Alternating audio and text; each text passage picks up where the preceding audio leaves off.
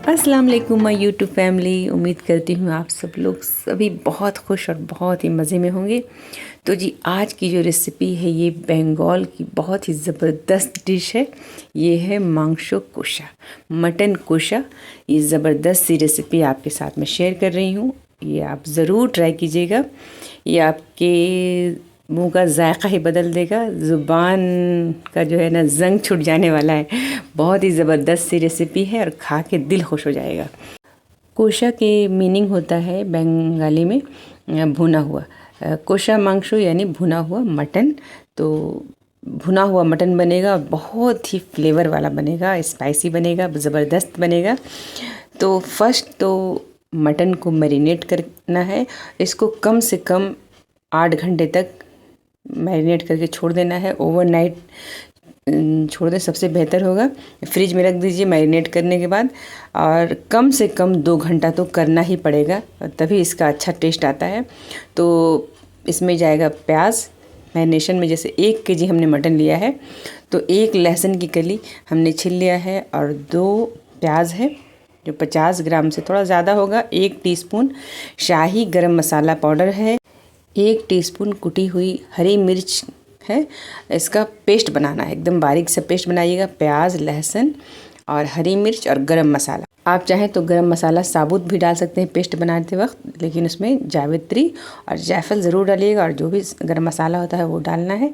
डाल के उसका 1 टीस्पून के करीब होना चाहिए ये पाउडर डाल देना है। और हल्दी पाउडर डालना है 1/2 टीस्पून। नमक एज अ टेस्ट 1 से 1.5 टीस्पून। 100 ग्राम दही, गाढ़ी दही लेना है। अगर दही पतली है तो दही को छलनी पे रख के छान लीजिएगा ताकि एक्स्ट्रा पानी छन जाए। अब इसको अच्छे से हाथ से इसको मिक्स करना है, अच्छे से मिक्स करना है 4 से 5 मिनट तक। उसके बाद इसको अच्छे से ढक करके फ्रिज में ओवरनाइट छोड़ दीजिए, या सुबह छोड़ दीजिए तो शाम में पकाइए, और या नहीं तो कम से कम, अगर बहुत कम टाइम है तो कम से कम 2 घंटा तो रखना ही पड़ेगा, क्योंकि इसको पतीले में बनाना है। एकदम भून भून के पकाना है, प्रेशर कुकर में नहीं बनता है ये। चलिए जी, यहाँ पे हो रही है ग्रेवी की तैयारी। ये दूसरा दिन है और यहाँ पे ग्रेवी के लिए प्याज कट हो रहा है स्लाइस में। तो जो भी कटिंग का प्रोसीजर है, जैसे स्लाइस में ही कट करना है, तभी ग्रेवी का टेस्ट आएगा। और ये लहसुन और हरी मिर्च को कूटेंगे हम अमलदस्ते में। 1 लहसुन लेना है। ये देसी लहसुन है, छोटा छोटा जई है। अगर बड़ा जई है तो आप उस हिसाब से कम ज़्यादा कर सकते हो। 100 ग्राम के करीब लहसुन टोटल जाता है इसमें। और 1 से 2 हरी मिर्च। ये बहुत तीखी मिर्च है इसलिए मैंने 1 ही मिर्च लिया है। इन सबको मैंने कूट लिया, लहसुन और मिर्च को। बहुत ही ज़बरदस्त इसका जायका होगा मांशो कोशा का। अब यहाँ पे गरम मसाले कुछ हैं, तो लाल मिर्च है 5 से 6, छोटा सा जावित्री है, 2 बड़ी इलायची, लौंग है, दालचीनी है, तेज़पत्ता है, और बड़ी इलायची, छोटी इलायची 7 से 6 है। वैसे ही 4 से 5 तेज़पत्ता है। बे लीफ, इसको कटिंग करके डालना है। ऐसे नॉर्मली हम साबुत ही डाल देते हैं तेज़पत्ता को, इसमें कटिंग करके डालते हैं। बहुत ही फ्लेवर वाला बनेगा, और सारे गरम मसाले जो भी हैं पूरा फ्लेवर इसका आएगा। तो मिर्ची को भी हमने तोड़ दिया है। अब ये सरसों तेल बनेगा भाई। बंगाली डिश है, बंगाली बिहारी डिश जो भी बनती है नॉर्मली, ख़ासकर नॉनवेज, तो सरसों तेल भी बनता है। ज़बरदस्त इसका जायका होता है। आप भी ज़रूर सरसों तेल यूज़ कीजिएगा। तो 2 टेबल स्पून के करीब सरसों तेल डालना है। जब वो तेल अच्छे से गर्म हो जाए तो कटा हुआ तेज़पत्ता, लाल मिर्च डालना है। उसके बाद 30 सेकंड के बाद डालना है सारा साबुत गरम मसाला। उसके बाद उसको चलाना है। अभी फ्लेम एकदम लो कर दीजिएगा ताकि जले नहीं। सारे गरम मसाले का फ्लेवर अच्छे से आ जाएगा, पूरा एरोमा आ जाएगा ऑयल में। तब ये प्याज का स्लाइस जो हमने कट करके रखा है डाल देंगे पतीले में, और डाल करके इसको गोल्डन ब्राउन करना है। इस तरह से प्याज को हल्का लाइट गोल्डन नहीं करना, पूरा गोल्डन ब्राउन हो जाए तो पानी गर्म कर लीजिएगा। पानी बॉयल करके रख लीजिएगा, 1 लीटर के करीब पानी बॉयल ही जाएगा। तो अभी हमने थोड़ा 1 कप पानी बॉयल करके इसमें थोड़ा सा भी डाला है, 1 टेबल स्पून के करीब। ये सब छोटा छोटा जो स्टेप हमने, जैसे तेज़पत्ता कटिंग किया, अभी गर्म पानी डाला, ये सब ज़रूरी है टेस्ट के लिए। ज़रूर कीजिएगा, इससे प्याज एक तो नरम हो जाएगा और जलेगा नहीं। अभी हरी मिर्च और लहसुन का पेस्ट जो हमने कूट के रखा था वो डाल दिया, 1 बड़ा चम्मच लहसुन। वैसे ही 1 छोटी चम्मच जो है अदरक का पेस्ट। लहसुन अदरक के पेस्ट को डाल के भी 1 मिनट तक भुनेंगे लो फ्लेम पे। अच्छी तरह से लहसुन अदरक जब भुन जाए तो इसमें हम डालेंगे सूखे मसाले, जैसे 1 टीस्पून धनिया पाउडर, 1 टीस्पून लाल मिर्ची पाउडर और 1/4 टीस्पून के करीब हल्दी पाउडर, थोड़ा सा गर्म पानी। तो क्योंकि बहुत छोटा चम्मच है इसलिए मैंने 2 टीस्पून धनिया पाउडर डाला है। लाल मिर्ची ½ टीस्पून के करीब ही डाला है, क्योंकि लाल मिर्ची, हरी मिर्च भी गया है, साबुत मिर्ची भी गई है, तो काफ़ी तीखा ना हो, तो टेस्ट ज़रूर देख लीजिएगा। अब यहाँ पे 200 ग्राम दही है, दही को अच्छे से फेंट लीजिएगा। अच्छी तरह से फेंटने के बाद डालिए। मैंने पहले ही फेंट लिया था, फिर भी दिखा रही हूँ, थोड़ा फेंट लेना है, फेंट करके डालना है ताकि लम्स न बने।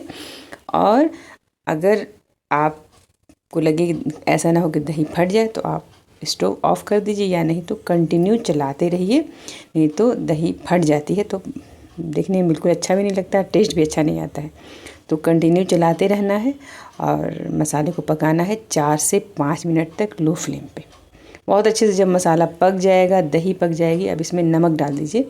एज ए टेस्ट हमने मैरिनेशन के वक्त भी डाला है, तो देख लीजिएगा ज़्यादा नहीं हो तो 1 छोटा टीस्पून हमने नमक डाल दिया है। और डाल के इस मसाले को 4 से 5 मिनट तक अच्छी तरह से पकाएंगे। और जब भी ज़रूरत हो पानी तो गर्म पानी डालिएगा, इसमें गर्म पानी ही जाता है। तो गर्म पानी 1 लीटर करीब खौला के रख लीजिएगा फ्लास्क में, और जब भी ज़रूरत हो गरम गरम पानी डालना है।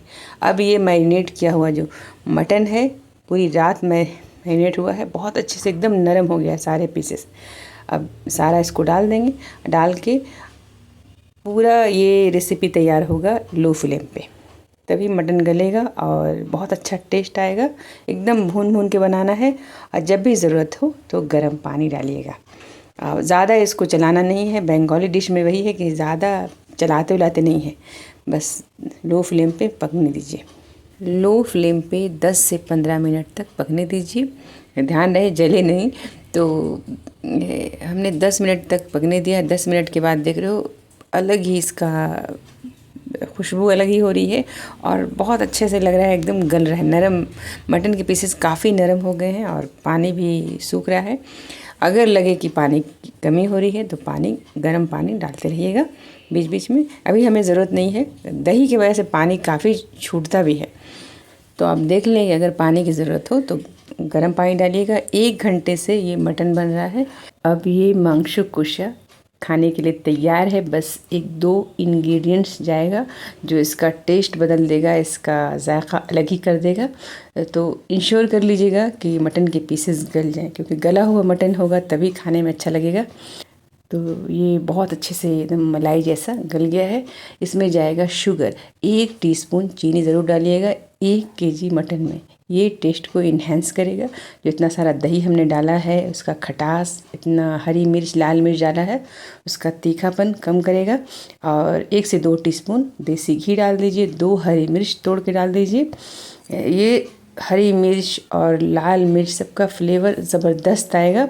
अब ये करीब रेडी है। अब लो फ्लेम पे 1 से 2 मिनट तक पकाएंगे ताकि चीनी का मिठास और घी की खुशबू, हरी मिर्च का ताज़ा सा फ्लेवर, बहुत ही मज़े का ये कोशा मांगशु रेडी हो गया है। इसको बंगाली खाते हैं सफ़ेद पूरी मैदे की, इसको लूची कहते हैं। आप चाहें तो प्लेन राइस के साथ, चपाती के साथ, हमने तो बनाया है चने की दाल का खिचड़ा बनाया है, खिचड़ा के साथ खाएंगे।